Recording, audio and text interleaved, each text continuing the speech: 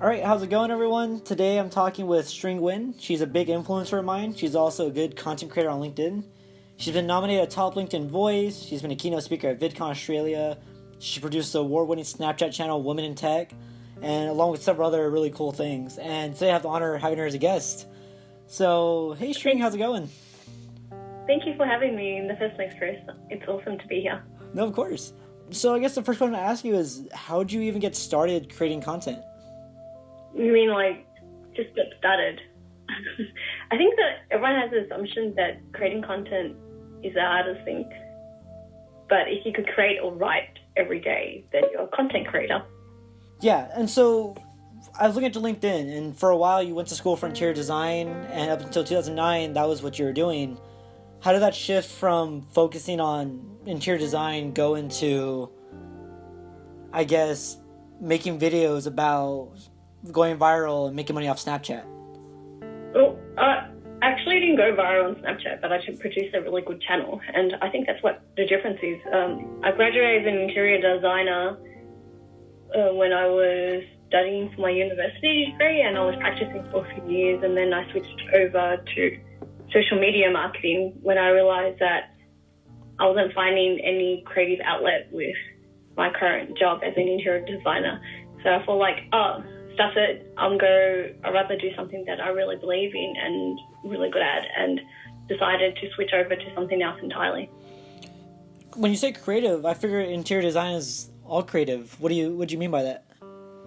Maybe because it's probably the company that I was with, or maybe I should because I went back and did my master's in landscape architecture, and I realized that I was having more fun in the communication space. And I was doing more interesting stuff being an artist than I was being an interior designer. Because if you're an interior designer, you have to cater to the client's brief. Yeah. Interesting.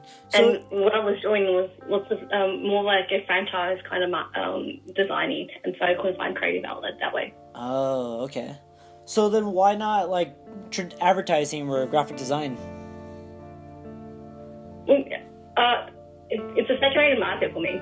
I didn't see any point into it, and it's plus I feel like social media isn't a saturated market space. Everyone kept on asking me questions about it. That's cool. So when did you start your LinkedIn profile? Officially, probably 5 months ago. 5 months ago? How do you have 10,000 followers already? Creating content every day. Daily. So do you ever get... Because I tried that for a while, and I'm doing my own thing here and there, but you're on it daily. Does that ever get boring or tiring or tedious? No, because I've been creating content every day for probably 2-3 years now. Oh, wow. So for people that don't know you, what kind of content do you create? Mostly, it's like, for example, I go really deep in a topic. So I learned a lot about marketing, and digital marketing is such an endless amount of topic to learn about. At the moment, what I'm learning about is email marketing. Oh, cool. So anything that I learn, I just share it out. About email marketing. I've consumed a lot of content, and what I do is I just optimize the best bits and share it out on my LinkedIn. So what I would do is a lot of videos and LinkedIn marketing. Yeah. And digital marketing. Well, I know you're big into videos, so why do native LinkedIn video and not just YouTube? Next year I'm planning to do more video distribution, but it's because LinkedIn video, no one knows how to create content that provides value and entertains at the same time. Yeah. Because LinkedIn is originally a really stuffy, boring, dry place, and I stand out because I have a personality. Yeah. So I was looking at your description or your summary on LinkedIn, and so one of your lines is, "As humans, we crave sincere and engaging content that is human AF." Do you think by saying AF is too out there for LinkedIn, or do you think it's totally fine? No, I don't think so, because every time I do a presentation and I write, and my last slide is of grandma smoking cigars. And it's be like this grandma, don't be dry as, Yeah. Fuck. Yeah. And people giggle all the time because that's the whole point. Like, if you add a bit of personality into your content and deliver high value, people will follow you religiously. But wouldn't you say by saying, like, AF, for example, that it's not professional? Well, it doesn't matter. if you focus on the, because, like, people follow me for being authentic. Yeah. And even big brands follow me and ask me questions about how do we engage the millennials. Yeah. How? So they come to me knowing that I'm super authentic about it, and it's like, if I provide high value, it doesn't matter what language do I use. Yeah. Mine's super engaging and super accessible. So have you had a company ask you, like, for example, like, how to relate to millennials, and you just say, oh, just be authentic, cuss a little bit, post some memes? Like, yeah, they never once asked me to turn down my language. If anything, they're probably, and it's not like I swear. I only use it deliberately because I know that it grabs attention. Yeah. And you have to entertain people. Gary Vee is more extreme example where he swears religiously, but that's his normal colloquial language. Yeah. Whereas me, I probably, if you met me normally, it's either I'm very angry or I'm emphasizing something. Yeah. Interesting. Yeah, because the more I've been on LinkedIn, the more I just gotten tired of that always professional manner. And I was like, well, realistically, this is not how people talk to each other. So why are we talking like that? Is it just because people here are older? Is it because LinkedIn was taken out? Yeah, I think so. But no one has told me off for being professional. When I think people do business with people. Okay. Not the brand, unless like you're Nike and them. But even behind the Nike brand are people running the business. Yeah. So for me, at the end of the day, it's like and because have a profile and a personality, I guess like I have a disadvantage of people knowing who I am, and it's not like I change my tone. I'm not bipolar. I'm very consistent with the way I show myself online. Yeah. And video helps. Video creates that. It's like, oh, Stringy is really super authentic about the way she engages and delivers content. So how do you, like, for me, for a while at least, especially for this year, it was hard trying to just define not just my brand, my personal brand, but like myself as a person. So for you to be really consistent, like, how did that journey start? Oh, well, the journey started with me when I just deliver content every day, and then I started engaging with people. And over time, I developed a formula where you could create your personal brand based on the 4 V's, the formula. And here are the 4 V's. Your brand equals your vision plus your values plus your visuals plus your voice, and that becomes your brand. Did someone teach you that? You just Google it and came across a good article? Yeah, I think, I found someone who did 3 V's, and I'm like, there's something missing. And then over time, I added my own definition around it and parameters. But it has become a very strong formula for me to help coach other people to develop their brand online. Yeah. Because if you have a strong personal brand, what I'm doing is amplifying your message. Yeah. That's really cool, String. That's really cool. So, I guess speaking of branding, what's up with fried chicken? What's that all about? Oh, so people who won't forget me, I'm greedy that way. It's another tactic that I've been developing, which is called visual brand anchoring. Okay. Every time you see a fried chicken, you think of me. Okay, so it really was just a branding thing, like. Yeah, it's plus, like, I do like fried chicken. I organize fried chicken parties around the world. So what does that mean? I've seen your posts. Is it just like a networking event where people hanging out just eating fried chicken together? Yeah, kind of, and just a mix of like people who just generally like fried chicken and talk shit. Business usually. The people who come to my fried chicken parties, like they run their own successful businesses as well. That's cool. So, like, you've interviewed a lot of people, I've noticed, like from Bill Nye. Oh yeah, I've been traveling a lot this year. And I'm planning to go back to America next year and continue this triangle pathway of Asia, America, Australia. Is that just for the sake of getting content, or are you really just exploring and enjoying your life? It's both lifestyle, right? But I feel like I'm just like following my journey in terms of finding lifestyle, accessing the smartest people alive, and learning how to run a really successful business. So if I want to learn something about how to run a global business, I just go to my network, and then be like, okay, let's meet up. So I go directly to them and hang out with them to learn about how to run a global business. Yeah. So why? Because you're a big influencer, like I feel, and you push people to make videos and all that. Why does any of that matter? Like, why should anyone even care about being on LinkedIn if they have a job already? Like, what's the point of even being on that platform? Well, I think remember how we talked about how it's becoming very human? Yeah. And most people want to know how to be personal development is a big thing on LinkedIn. And if you want, there's going to be more channels happening on LinkedIn where you want to learn about marketing, human resources, the best tactics on recruiting, because there's a war on talent, the future of work. And those are things that will pop up more and more on LinkedIn. So if you want the best information from the best source, you follow the best people. Yeah. Who are your main influencers? Even if you've got a job, I feel like there's two types of people. The consumers, the people who read so they learn, because I feel like LinkedIn is an education platform, or the people who are sharing content and information. Yeah. And what do you fall under? Probably the first one. Oh, the latter. I share content. Yeah. And information. Yeah.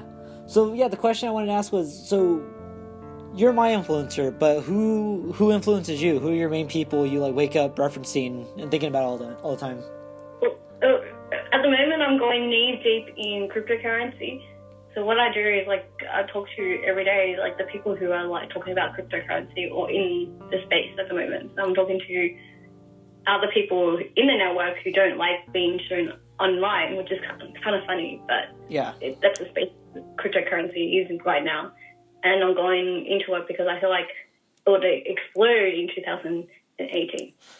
So are you... My roommate's really into cryptocurrency. Right now, we're invested in Bitcoin and Ethereum, and I'm wanting to start getting it myself. But it seems like it's more like you're investing in stocks as opposed to a new currency. What do you think about that? It's a little bit, you know what, if you want to know about startups and want to know what the coolest thing is right now, and it's want to check out what the latest technology is. It's almost like the beginning stages of the internet boom. And the internet boom was the websites and stuff. And this is actually the best way to learn how to, if you want to become an investor, it's probably and if you don't know where to start, just going into the rabbit hole, which is what people will go into if they go and learn about the technology, the blockchain technology, and learn about how to the economics of running a business and learning what's the biggest thing right now. Cryptocurrency is a great thing where you just learn everything, because I learned economics for Bitcoin. Yeah. Interesting. Yeah, I know, it is. And plus, ICO is just a new form of experimenting with brand content and marketing at the moment. That's why I'm super interested in that. Yeah. So you're a big tech pusher, right? You can tell you're very... Sounds funny. You're very relevant right now when it comes to tech. And the idea... Oh, thank you. Yeah, of course. One question I have might be a little out there, but I generally just want to ask for advice. If I ran into a woman that works in tech, would it be really out there to ask her, oh, what's it like being a woman in tech? Or is that very... a hot button question, a very inappropriate question? Well, that's a very vague question in the first place. I mean, what's it like being a woman in tech? It's like asking what's like being a man in tech. Oh, okay. Oh, and you're allowed to ask those questions. It's just, depends on the context and the relevance of the question in the first place. If you're being nosy for the sake of being nosy, then don't bother asking. But if you're really curious to help create impact and relevance and, improve the systematic, because there's a lot of harassment in the space. Yeah. And generally ask those questions. But you have to do it in such a safe space where they feel like they don't mind sharing those knowledge and information in the first place. Just learning about the stories is great, but for empathy's sake, But if you want to like create systematic change, you probably have to think about it in a different sense. How so? More like, how do you, contribute? Like, if you see a really bad behavior from a colleague, understanding how to like, go in and stop that behavior in the first place, or call out the behavior without making them defensive is a good one. I think it's just like building up your own knowledge, so then you could help others. Yeah. Interesting. I don't know, yeah, I didn't plan to ask that question, but the more I think about it, I have a lot of friends that are getting into tech now, that are women, and there's time for, like, when an article pops, I'm like, oh, maybe Mariah went through that, or maybe, like, Angie's going through that. I, like, think about it, but I'm not sure, was it out there to even, like, call them out for being a woman? I feel like that's what I'm doing with that question, that's why. Well, I feel like, sometimes, like, a lot of people feel like they're threatened, or they're too scared to call out on it because they feel like they might lose their job or their standing in society for it, and they don't, or because they don't have the knowledge to cope with that in the first place. So everyone, man and female, should learn how to find tactics on dealing with things like that. Yeah. Interesting. All right, I'm gonna segue a little bit. Well, a big bit. When I Google you, you come up as the Oprah of the geeks. What's that all about? Oh, because I am. Well, Oprah was great in bringing mainstream to the masses and adding art into the conversation of STEM. And I feel like that's what I am. There's this thing called STEAM, which is the STEM, but there's A in the middle, so it's STEAM. Art, right? And I feel like as a creative person, I add creativity into the conversation and heart into the conversation of tech. Yeah. Interesting. Would you ever consider, like, somehow, I don't know, teaching, like, a class on interior design as relates to, like, engineering? Like, somehow bridging the two? I got invited from industrial designers to talk about what I've done. As a content creator? And how I went from design and jumped into communications and able to travel, organize writing parties, and learn from the most awesome people. Yeah. So what do you... It's that question I want to ask you, right? There's no real answer to it. Like, that idea of where do you see yourself in 5 years? Do you worry about that, or you just more live in the present? Well, I live in both. I'm always thinking about the future, because I really think about the future quite a lot, and what impact we could have if we don't do something today. And I think about what I'm doing now because of what I'm trying to, like, have impact in 5 to 10 years, even 30 years. Yeah. What kind of impact do you want to have? More like society impact, where they add the heart into the conversation of tech. Because I feel like we could potentially move into being like Atlantis and forget about how to be human in technology. Yeah. Interesting. I don't know, this is a lot of fun. Thank you for being a guest, String. I had a lot of fun talking to you. Oh, thank you so much. I want to, I ran out my, paper questions. I just want to keep going. I want to take advantage of this opportunity. Go ahead. If you have more questions, go for it. Well, so, the other day we were talking about you're trying to start your own agency. Is that correct? I'm starting my agency because I noticed that I need to ramp up what I'm doing, and I already found the formula of how LinkedIn marketing works and video marketing works, and I really want to push it into the next level. And the most obvious path that I've been thinking about is creating an agency and hiring people who are interested in developing the shits and giggles of marketing space. Yeah. Interesting. So, earlier, since that's your plan, you were talking about email marketing earlier. Would you say, email marketing is, out of date and it should be focused on solely content, or...? Well, actually, email marketing is, the most cost-effective marketing stream out of all the tools out there. How so? Well, if you make them open up, and that means, they're a warm lead in the first place, and then you open up your emails every day, that means they love your stuff more so than LinkedIn. Yeah. Because you're in the inbox every day. Huh. So what kind of content should be in emails then? Just like 25% off coupons, or? Well, it depends on what you're trying to achieve. It depends. If you're like selling stuff, then you want to like, promote value and educate people and encourage them to buy your products. It depends really on your goals. If the goal is to make them come back into your platform and encourage them to go back to your site, then that means like you have to write long form content, or share links every day. So it's like, check out this link about this post and stuff. Yeah. So it really depends on the goal, because each marketing campaign is different for the purpose of catering to your demographic. Yeah. Would you ever another out there? Would you ever consider like doing government, since you're such a people person? Someone asked me this, and I don't think I ever go into government. How come? I don't believe in politicians. Really? And it's like the most hated job ever. Yeah. What if you just go in there and disrupt it, and then just make it all human again? Well, there's already a platform that I believe in that would disrupt governance in the democracy space, and it's called My Vote, and it uses blockchain. So in many ways, I'm already supporting something that I believe in. I do believe politics is important. I don't believe in politicians. So is a My Vote thing just literally like any citizen can vote, and it's obviously on a ledger, so it's all safe? The way I like picture it is, and learn from it, is that it's policies based on the people.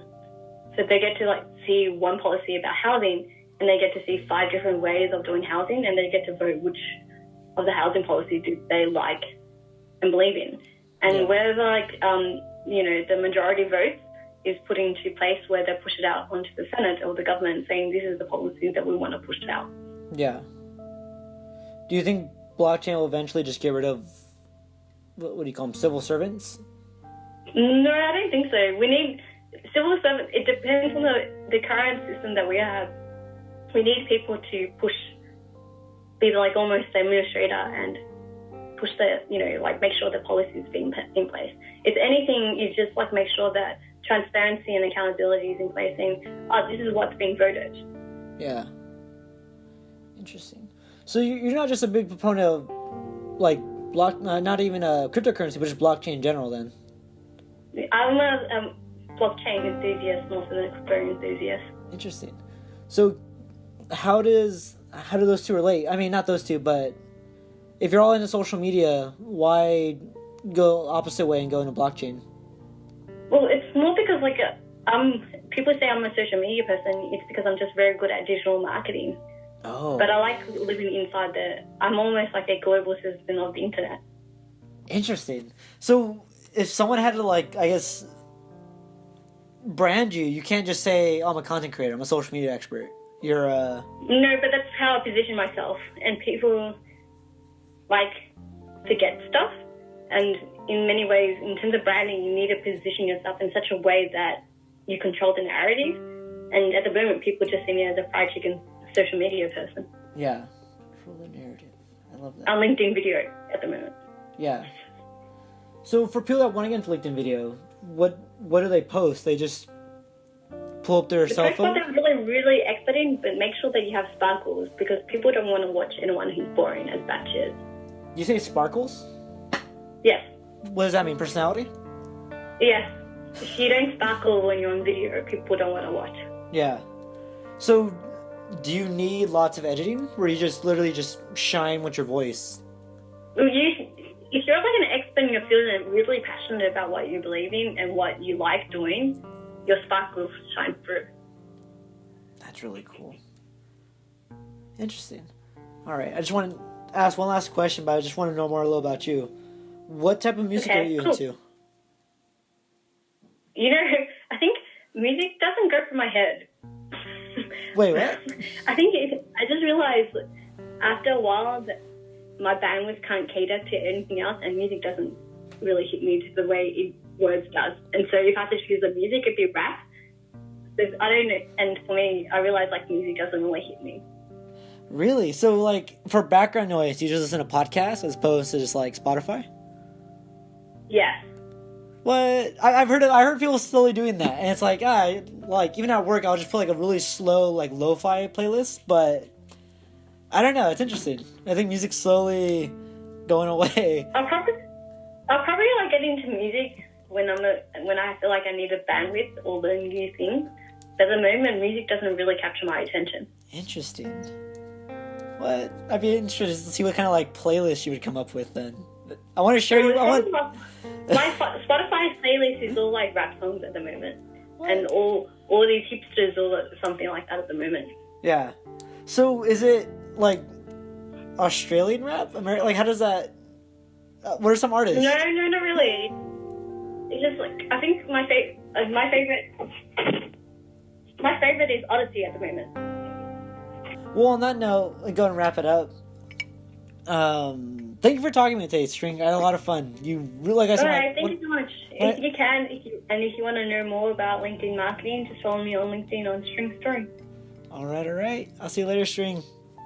Thank you. All right, bye-bye.